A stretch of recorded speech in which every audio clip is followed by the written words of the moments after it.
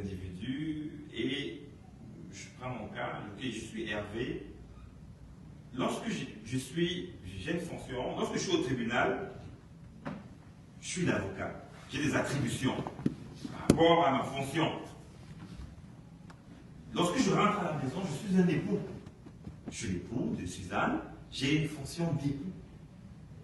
Et quand je m'adresse à mes enfants, je suis leur père. Mais cependant, l'avocat, les attributions de l'avocat ne sont pas les attributions de l'époux, les attributions du père ne sont pas les attributions de l'avocat, mais cependant, je reste Hervé. Plusieurs fonctions. Donc, l'Éternel est un. L'Éternel est un, mais qui se manifeste de plusieurs manières. Amen.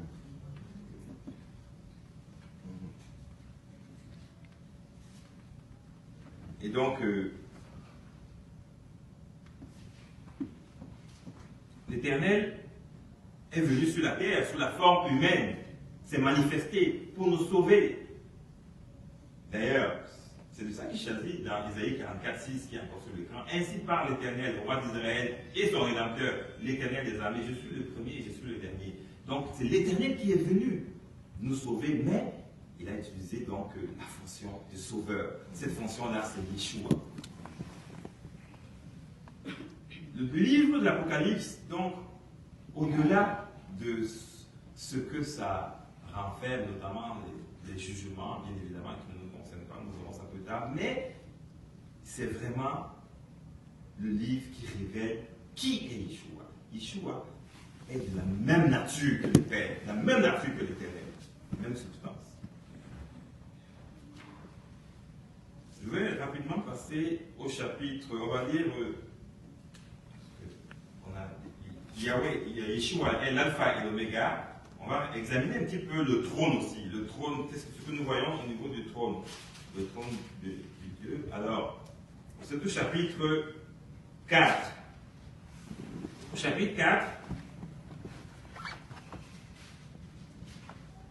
chapitre 4, okay. Alors, on va dire deux versets qui sont affichés sur l'écran. Alors, 4. Autour du trône, je vis 24 trônes. Et sur ces trônes, 24 vieillards assis, revêtus de vêtements blancs. Et sur leur tête, des couronnes d'or. 4:7. Il parle aussi, il est question aussi d'être vivant. Le premier être vivant est semblable à un lion. Le second être vivant est semblable à un veau. Le troisième être vivant a la face d'un homme. Et le quatrième être vivant est semblable à un aigle qui vole. Les 24 vieillards, qui sont-ils? Ce n'est pas la première fois que dans la Bible, on a une vision du ciel, on a une vision du trône. Tantôt, je ferai état de ce que dans les synagogues, on ne lit pas certains livres, ou alors on les réserve aux érudits et autres, notamment le livre d'Ézéchiel. Et quand nous lisons donc Ézéchiel, évidemment, au chapitre 1, chapitre 3, également le 10, si mes souvenirs sont bons aussi, il est question donc de vision du trône. Mais cependant, Ézéchiel n'a pas vu les 24 vieillards. C'est la première fois à travers la vision de Jean, qui a été révélée à Jean, qu'il ait fait mention de 24 vieillards. Alors, l'Apocalypse est un livre complexe parce que même les différents commentateurs bibliques, j'ai essayé de lire plusieurs commentateurs, évidemment, chacun donne son opinion. Et donc, c'est un livre où l'interprétation n'est pas facile. Alors, cependant, il y a une chose de sûre, c'est que ces vieillards-là, ce ne sont pas des anges.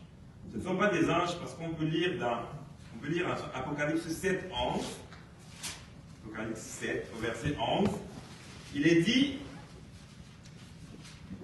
je commence par le 10, et il criait d'une voix forte en disant, le salut est à notre Dieu qui est assis sur le trône et à l'agneau. 11. Et tous les anges se tenaient autour du trône et des vieillards et des 4 êtres vivants. Et ils se prosternèrent sur leur face devant le trône et ils adoraient Dieu. Donc, nous voyons très bien là qu'il ne s'agit pas. Donc, tous les anges entourent les vieillards. Donc, les vieillards, ces 24 vieillards ne peuvent pas être des anges là parce que les anges sont, n'est-ce pas, tout autour de ces vieillards. Alors, qui sont-ils? D'où viennent-ils? il y a quand même un phénomène un petit peu curieux qui s'est passé lorsque Yeshua est revenu à la vie, en tout cas après sa résurrection. Il y a eu plusieurs saints qui étaient morts depuis longtemps, qui ont été vus. On les a reconnus. Mais cependant, où sont-ils passés après? Sont-ils morts une deuxième fois, comme, n'est-ce pas, Lazare qui a été ressuscité et qui a connu par la suite notre mort? Mais les 24 vieillards, est-ce que... Non, ces personnes, les personnes, celles qui sont revenues à la vie, la Bible ne nous dit pas. Où est-ce qu'elles sont parties? On n'a aucune idée.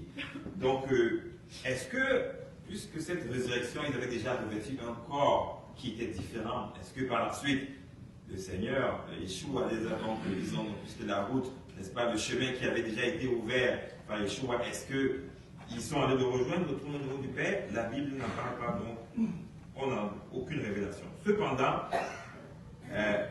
certains commentateurs, certains théologiens avancent que les 24 vieillards, c'est 2 fois 12, 24.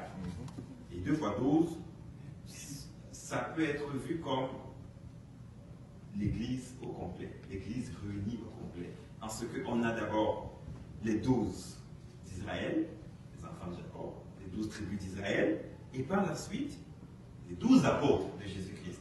Donc, ce courant qui dit, ben c'est ça, à la fin des temps, ces 24 vieillards ont des trônes. Et ce qui est le plus intéressant de noter, c'est que le mot que Jean a utilisé pour dire, ces vieillards des couronnes, pardon, le mot que Jean a utilisé pour dire couronne, c'est le mot Stéphanos. Stéphanos, en grec, ça renvoie à couronne, mais une couronne qu'on obtient dans le cadre d'une compétition.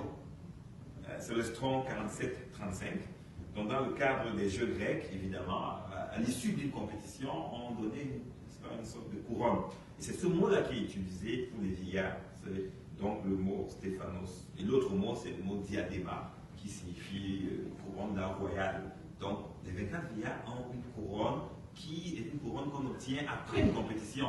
Donc, on peut se permettre de penser que ce sont des humains, mais par la suite qui ont été, ils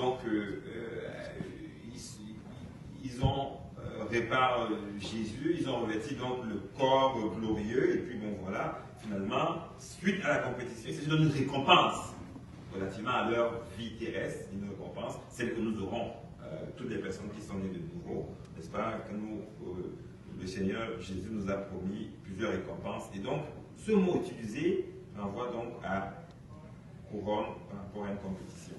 Donc, peut-être ces 24 vieillards, évidemment, ça peut être dans le 2 fois 12, donc les 12 d'Israël et les 12, n'est-ce pas, qui représentent ceux qui sont ajoutés à Israël. Relativement aux 4 êtres vivants,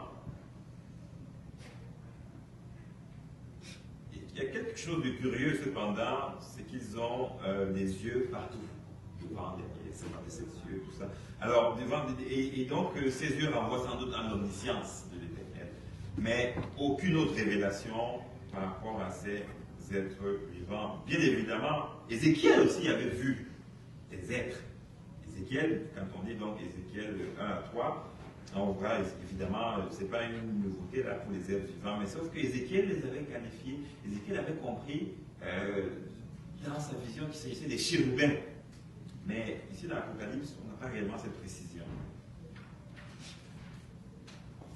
L'autre révélation que Jésus nous fait à travers ce livre, c'est qu'il est l'agneau. Alors, l'agneau, on dit donc Apocalypse 5, 8. Alors, juste mettre un petit peu dans le contexte, on va peut-être lire. Je commence par le verset 1, chapitre 5. Puis je vis dans la main droite de celui qui était assis sur le trône un livre écrit en dedans et en dehors, scellé de 7 sceaux. Et je vis un ange puissant qui criait d'une voix forte: qui est digne d'ouvrir le livre et d'en rompre les sceaux? Et personne dans le ciel, ni sur la terre ne peut ouvrir le livre, ni le regarder. Et je pleurais beaucoup de ce que personne ne fut trouvé digne d'ouvrir le livre ni de le regarder. Et l'un des vieillards me dit, ne pleure point. Voici, le lion de la tribu de Juda, le rejeton de David, a vaincu pour ouvrir le livre et ses 7 sceaux. Et je vis au milieu du trône et des 4 êtres vivants, et au milieu des vieillards, un agneau qui était là comme immolé. Il avait 7 cornes et 7 yeux, qui sont les 7 esprits de Dieu envoyés par toute la terre. Il vint et il prit le livre de la main droite de celui qui était assis sur le trône. Quand il eut pris le livre, les 4 êtres vivants et les 24 vieillards se prosternèrent devant l'agneau, tenant chacun une harpe et des coupes d'or remplies de parfums qui sont des prières des saints. Alors, quand Jean pleure de ce que personne n'est capable, personne n'est digne d'ouvrir ce livre, le livre de la vie, scellé de 7 sceaux. Et un des vieillards lui dit, ne pleure pas. L'agneau est là. L'agneau a vaincu. Mais lorsque on lit le lion, on lui dit, en plus, il est dit à Jean, on le dit là, le lion de la tribu de Juda. Mais quand Jean regarde, il est dit au verset 5, effectivement, le lion de la tribu de Juda a vaincu. Mais quand Jean regarde, il ne voit pas de lion. Il voit un agneau. Et un agneau en plus qui semble vaincu parce qu'il est immolé. Mais il est debout. Un agneau bizarre. 7 yeux, 7 cornes, mais un agneau quand même. Mais cependant, Jean reconnaît cet agneau. Jean reconnaît cet agneau parce que pour Jean, effectivement, il s'agissait de l'agneau. De l'agneau que Jean avait présenté, Jean le Baptiste avait présenté comme celui qui ôte le péché du monde. Il avait compris effectivement ça. Donc, au niveau de ce chapitre 5, de façon générale, Yeshua nous présente ici qu'il est effectivement l'agneau de Dieu. Et c'est lui le seul capable, n'est-ce pas, d'ouvrir ce livre.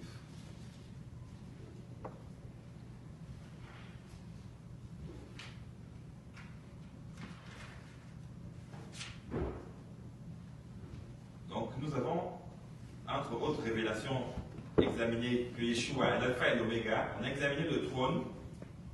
Il est l'agneau de Dieu et le juste juge.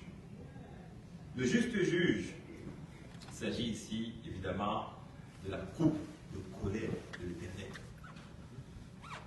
Nous, nés de nouveau, évidemment, ces jugements ne nous concernent pas. Parce que, évidemment, dans l'Apocalypse 2 et 7, lorsqu'il est question des églises, là, des 7 églises, Jésus donne donc, il dit ce qui, par rapport à ce qui nous concerne, voilà. Alors, au niveau des chapitres 2 et 3, Jésus a donc promis des récompenses. Et donc, au 2, 7, il dit que celui qui a des oreilles entende ce que l'Esprit dit aux églises.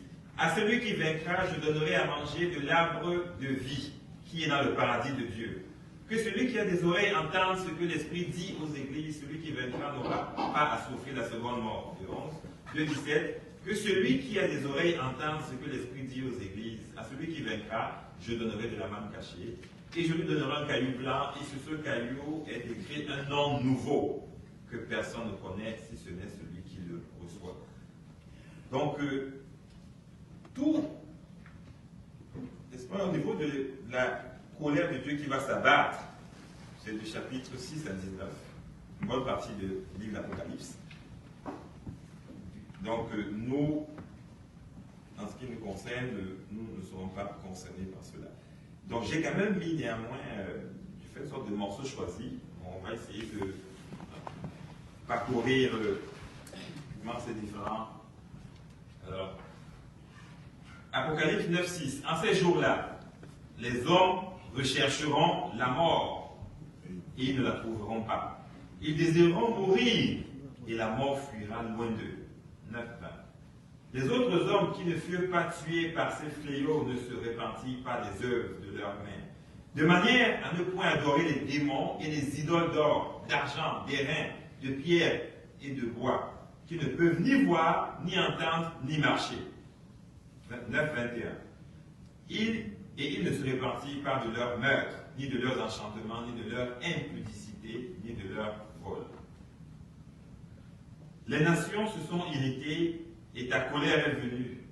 Et le temps est venu de juger les morts, de récompenser tes serviteurs, les prophètes, les saints, et ceux qui crient ton nom, les petits et les grands, et de détruire ceux qui détruisent la terre.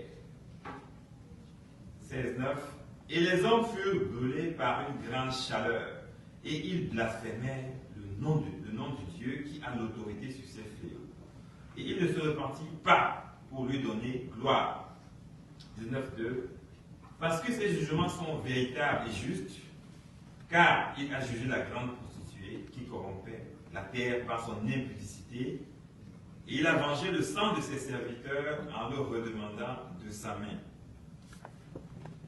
Donc, il s'agit donc d'une série, n'est-ce pas, de malheurs qui vont s'abattre sur la terre. Bien évidemment, moi, je fais partie de ceux qu'on appelle les pré-tribulationnistes, dont je pense que, mais c'est mon opinion, chacun a son opinion par rapport à ça, que je pense que nous n'allons pas connaître, n'est-ce pas, le début même de la colère de Dieu. Évidemment, il y en a qui pensent que chacun a son opinion par rapport à ça. C'est ça. Donc Dieu a toujours, n'est-ce pas, ôté son peuple. Quand on regarde par le passé, il a toujours enlevé son peuple, n'est-ce pas, avant d'abattre, n'est-ce pas, sa colère. Voilà. Jésus, donc, est, au chapitre 19, il est fait état de ce que Jésus est le roi des rois. C'est que 19, 11, puis je vis le ciel ouvert. Alors, on va dire 19, parce que je sais 19, 11.